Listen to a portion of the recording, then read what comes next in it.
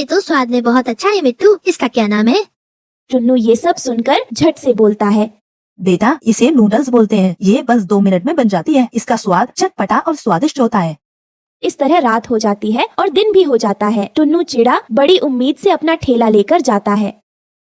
सुनिए जी, ऐसे उदास होकर ना जाए। देखना आज ठेले पर बहुत पक्षी आने वाले हैं। कल आपका फ्री में नूडल्स खिलाना सफल हो गया है। मैंने कई पक्षियों को आपके नूडल्स के बारे में बात करते सुना था। आप आज शाम को आते वक्त ये पोस्टर पेड़ पर चिपकाते आना। मैंने इंसानों को ये सब करते देखा है। वो अपने व्यापार को बढ़ाने के लिए ऐसे ही पोस्टर दीवारों और पेड़ों पर लगाते हैं। हमें भी इसका फायदा होगा।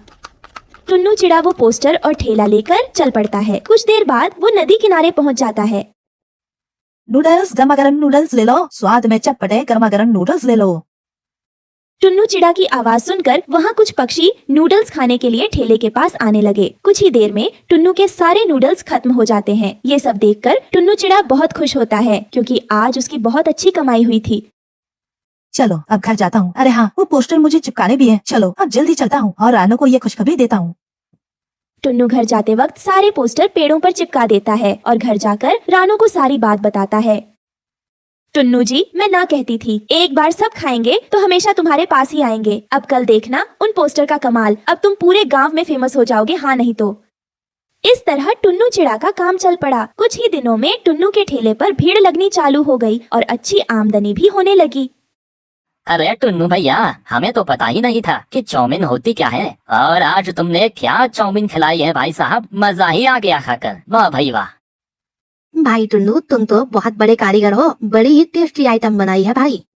यह सब देखकर टुन्नू चिड़ा का लालच बढ़ने लगा। उसे अपने हाथ के बनाए हुए नूडल्स पर घमंड हो गया और उसने नूडल्स के दाम दुगने कर दिए। और जैसे ही उसने दाम बढ़ाए, फिर पक्षियों ने उसके ठेले पर आना ही बंद कर दिया और कुछ ही दिनों में उसका सारा काम ठप हो गया।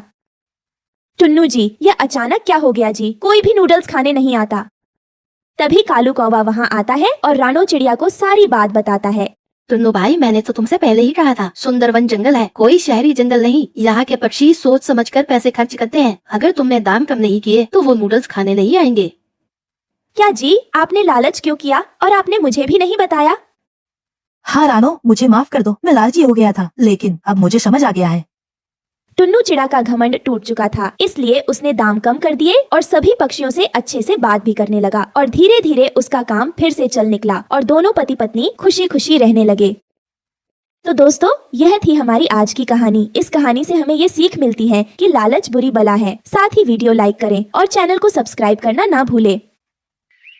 चूड़ी ले लो, चूड़ी ले लो, रंग बिरंगी चूड़ी ले लो। आओ पक्षियों, चूड़ी ले लो। दूर एक घने जंगल में रानो चिड़िया अपने एक छोटे से बेटे के साथ रहती थी, जिसका नाम कुकू था। उसके पति की मौत एक हादसे में हो गई थी। तब से वो ही अकेले अपने बच्चे को पाल रही थी। एक दिन बहुत तेज हवाएं चलने लगती हैं। उसमें रानो चिड़िया और बहुत से पक्षियों के घोंसले मजबूत न होने के कारण टूट गए और वो सब पक्षी बेघर हो गए। और थोड़ी ही देर में बहुत तेज बारिश भी होने लगी। इस वजह से बाढ़ भी थोड़ी देर में आ ही गई। सभी पक्षी ये भयंकर मंजर देखकर वहाँ से भागने लगे। रानो चिड़िया भी अपने बेटे कुकू चिड़ा के साथ पास ही के दूसरे जंगल पहुंची, जहां बारिश बहुत कम हो रही थी। रानो चिड़िया को देखकर उस जंगल का सरपंच कालू कौवा आया और उससे बोला, अरे ओ चिड़िया, तुम हमारे जंगल में क्यों आई हो? तुम्हें पता नहीं, ऐसे कोई भी पक्षी मुंह उठाकर यहाँ नहीं आ सकता।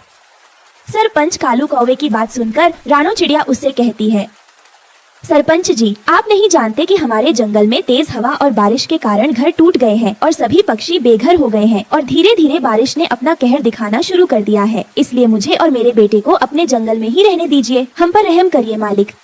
रानो चिड़िया की सब बातें सुनकर सरपंच कालू कौवा गुस्से में उसे बोलता है, ए चिड़िया, तू जानती नहीं कि तेरे पति से मेरी दुश्मनी थी, तो मैं तुमको जंगल में कैसे रख सकता हूँ? और वैसे भी तुम इतनी गरीब चिड़िया हो, मैं विश्वास नहीं कर सकता कि तुम चोरी नहीं करोगी इस जंगल में। सरपंच जी, आप ये कैसी बातें कर रहे हो? हम बस समय काटने आए हैं, यहाँ पर हम चोरी क्यों करेंगे? मालिक, आपको कोई गलत फहमी हुई है, हम ऐसे पक्षी नहीं हैं।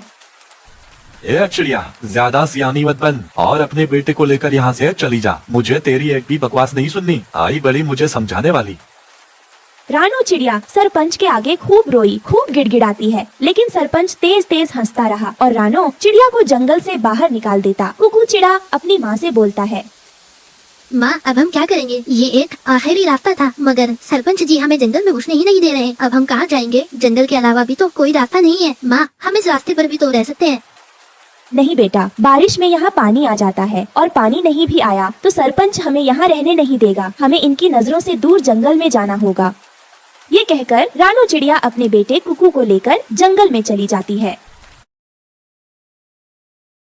माँ जंगल में बहुत से फलों के पेड़ हैं, आम के और बाकी फलों के भी पेड़ हैं। माँ यहाँ तो गर्मी बिल्कुल भी नहीं है और यहाँ तो बहुत सारे फल भी हैं। अब हम यहाँ पर पेट भर के खा सकते हैं और आराम से रह सकते हैं। और मैं तो कहता हूँ माँ कि अच्छा हुआ वहाँ पर बाढ़ आ गई और दूसरे जंगल से हमें सरपंच ने बाहर निकाल दिया, क्योंकि ना तो वहाँ फल मिलते थे और ना ही ठंडी अच्छी हवा। बाढ़ अच्छे के लिए आई हमारे लिए। माँ बेटा हमें ऐसा नहीं कहना चाहिए, क्योंकि बाढ़ के कारण जान और माल दोनों का नुकसान होता है और हम जंगल में ऐसे नहीं रह सकते हैं और उसके लिए हमें एक घर बनाना होगा, नहीं तो जंगली जानवर हमें ही खा जाएंगे। लेकिन माँ हम घर कैसे बनाएंगे? हम लकड़ियों की मदद से अपना घर बनाएंगे। हाँ माँ पेड़ से लकड़ी काट कर अभी लाता हूँ। नहीं बेटा, पेड़ों में भी जीवन होता है, हमें इन्हें नहीं काटना चाहिए। हम इनकी वजह से ही तो सांस लेते हैं और खाते पीते हैं, इसलिए हमें पेड़ों का काटना नहीं चाहिए। वो सामने देखो सूखी लकड़ियाँ पड़ी है, हम उनसे अपना घर बनाएंगे। रानू चिड़िया अपने बेटे के साथ लकड़ियाँ इकट्ठा करना शुरू कर देती है और कुछ ही घंटों की मेहनत के बाद वो काफी सारी लकड़ियाँ इकट्ठा कर लेती है। तभी रानू चिड़िया को नदी के तरफ से किसी के करहाने की आवाज सुनाई देती है। अरे कुकू बेटा, ये किसकी आवाज है? लगता है कोई मुसीबत में है, हमें उसकी मदद करनी चाहिए। चलो बेटा तुम भी मेरे साथ चलो। ये कहकर रानू अपने बेटे के साथ नदी किनारे पर जाती है और वहाँ पर एक बूढ़े गिद्ध को बेहोश देखती है। रानू चिड़िया उस बूढ़े गिद्ध को पानी पिलाती है, तभी उसे होश आ जाता है। क्या हुआ बाबा आपको? आप इतने जख्मी कैसे हो गए? बेटा मैं बाढ़ के पानी में बहता हुआ यहाँ आ गया। तुम्हारा बहुत बहुत शुक्रिया जो तुमने मेरी मदद की। पर बेटा तुम इस जंगल में अपने बेटे के साथ अकेली क्या कर रही हो? ये बात सुनकर रानू चिड़िया अपनी सारी परेशानी उस बूढ़े गिद्ध को बताती है। अच्छा तो ये बात है। चिड़िया तुम परेशान मत हो, मैं हूँ ना, मैं तुम्हारी मदद करूँगा। मैं जादुई गिद्ध हूँ। मैं अभी तुम्हें रहने के लिए एक जादुई चूड़ी का घर भी दे रहा हूँ, जिसमें तुम्हारा परिवार बिना किसी डर के रह पाएगा और तुम गरीब पक्षियों का भी भला कर पाओगी। और उस चूड़ी के घर में बहुत सारी रंग बिरंगी चूड़ियाँ भी होंगी, जिसे बेचकर तुम अपना घर का गुजारा अच्छे से कर पाओगी। ये कहकर वो बूढ़ा गिद्ध अपने जादू से वहाँ पर एक विशाल चूड़ी का घर प्रकट कर देता है, जिसे देखकर रानू चिड़िया और उसका बेटा कुकू बहुत खुश होते हैं, क्योंकि वहाँ रंग बिरंगी चूड़ी का जादुई घर बना हुआ था। वो दोनों जल्दी से घर के अंदर जाते हैं। अंदर से वो घर नहीं महल था। रानू चिड़िया को तो वो घर बहुत पसंद आता है। वो वहीं रहने लगते हैं और खूब फल खाते हैं। रानू चिड़िया और उसके बेटे के दिन बहुत आराम से बीत रहे थे। फिर एक दिन उन्होंने देखा कि सरपंच भी बाढ़ से बचकर अपने जंगल से भागकर उनकी चूड़ियों के घर के पास आ जाता है। माफ कर दो मुझे और मुझे अपने घर में रख लो रानू, मुझे माफ कर दो रानू।